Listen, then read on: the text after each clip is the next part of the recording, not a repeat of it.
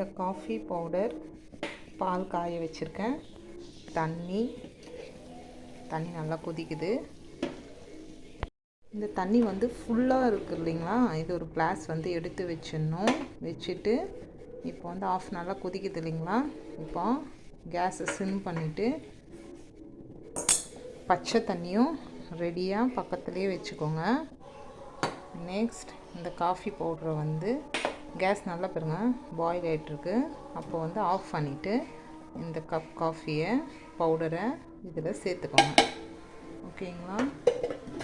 உதயம் coffee, filter coffee, any coffee powder, instant இல்லைங்க, coffee powder. நல்லா இந்த மாதிரி பண்ணிக்கணும். இந்த மாதிரி வந்து கரண்டி வச்சு உஷாராக பண்ணுங்கள். காஃபி மேலே பொங்கிடும், அதுக்கு தான் பச்சை தண்ணி கூடவே வச்சுக்கணும்னு நான் சொல்லியிருக்கேன். ஓகேங்களா? இது நல்லா பண்ணிக்கோங்க. ஆஃப்டர் இந்த மாதிரி கொஞ்சம் இதுவாகிட்ட பிறகு ஆஃப் பண்ணிட்டோம் இல்லைங்களா, தண்ணி அந்த சொம்பு தண்ணியை வந்து கொஞ்சம் தெளித்து வைக்கணும். இந்த மாதிரி தெளித்து விட்டிங்கன்னா அந்த மண்டி, காஃபி மண்டிலாம் வந்து அப்படியே அடங்கிடும்.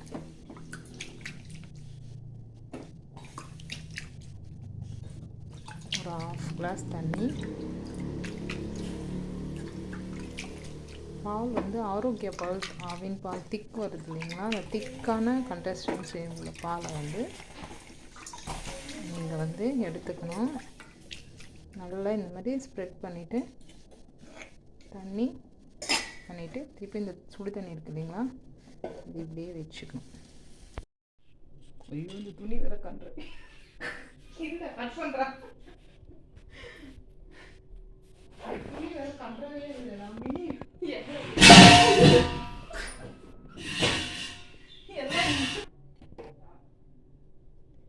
இப்போ இந்த காஃபி என்னடா இது நேற்றுக்கு சொல்கிறது, காஃபி எடுக்க முடியலை, எடுத்து இந்த ஜாரில் ஊற்றிக்கணும். இதனுடைய ஒரே முட்டை கோசை போட்டுங்க.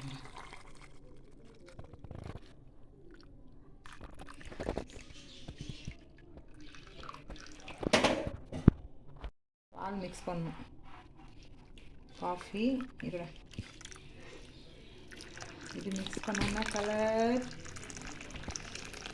ஓகே. பார்த்தீங்கன்னா இது வந்து ஆரோக்கிய பால் வந்து யூஸ் பண்ணிக்கோங்க. அப்போ தான் வந்து டார்க் நீங்கள் நல்லா பாருங்கள். கலக்கியாச்சு காஃபி, இதில் ஊற்றிக்கிறோம்.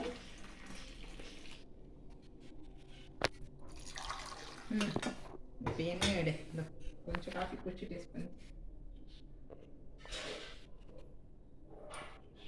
சூப்பராக இருக்குது காஃபி.